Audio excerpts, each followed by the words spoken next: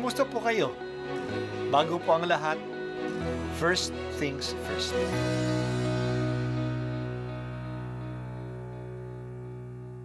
Good morning po. Sinisimulan po natin ngayon ang first things first.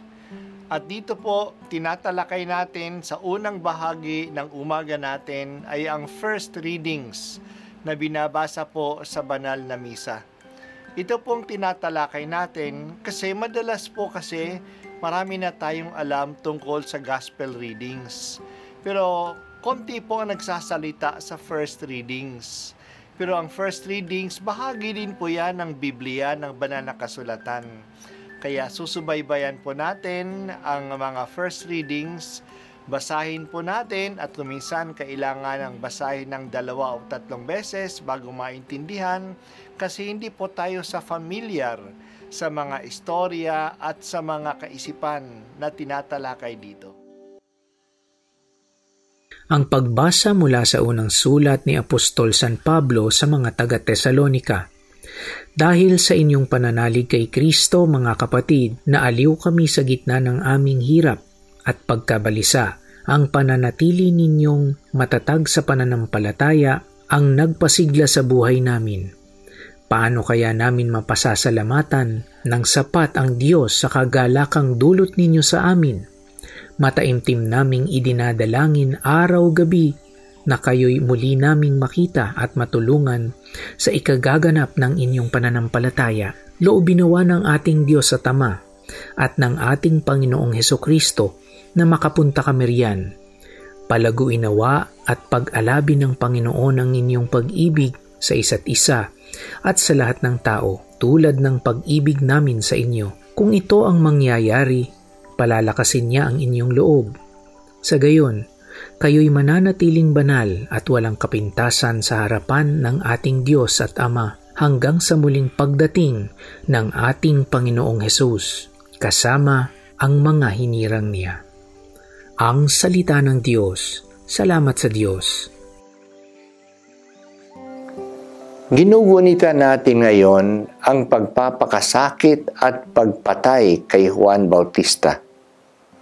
Maliban sa mahal na ina, si Juan Bautista lang sa lahat ng mga santo ang inaalaala at pinagdiriwang natin ang kanyang pagsilang at ang kanyang kamatayan.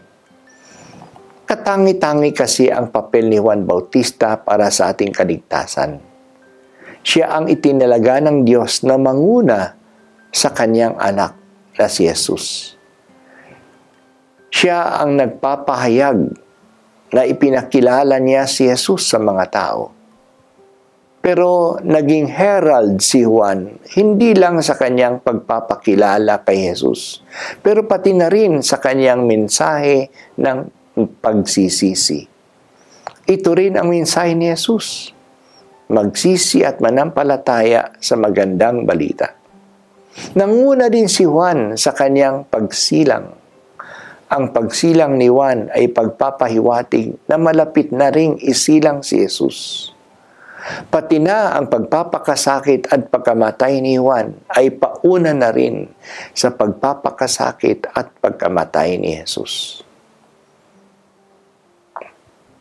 Narinig natin ngayon ang salita ng Diyos kay Propeta Jeremias sa pagtawag sa kanya ng Diyos na maging propeta.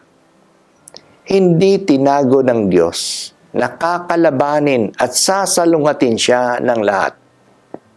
There will be a lot of opposition to Him na galing sa mga hari, sa mga pinuno, sa mga saserdote at sa mga tao.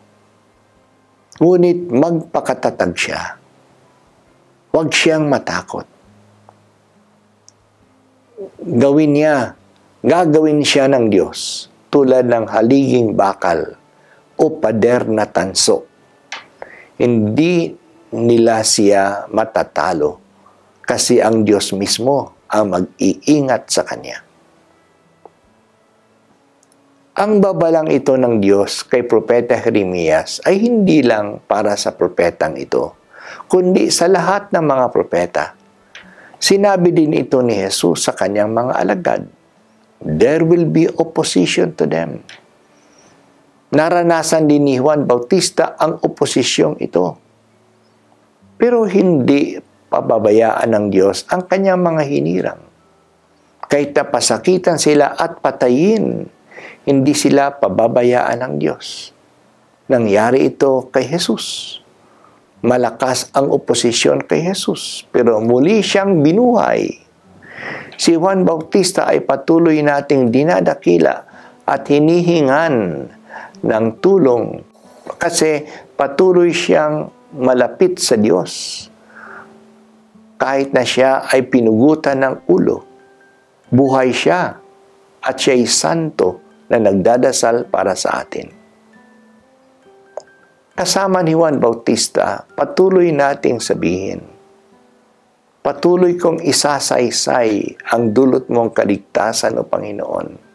Sa lahat ng masama o Diyos, ako'y ipaglaban. Sa kuko ng mababagsik, huwag mo akong pabayaan. Ito po ang unang pagbasa at ako po ay si Bishop Broderick Pabilio dito sa First Things First.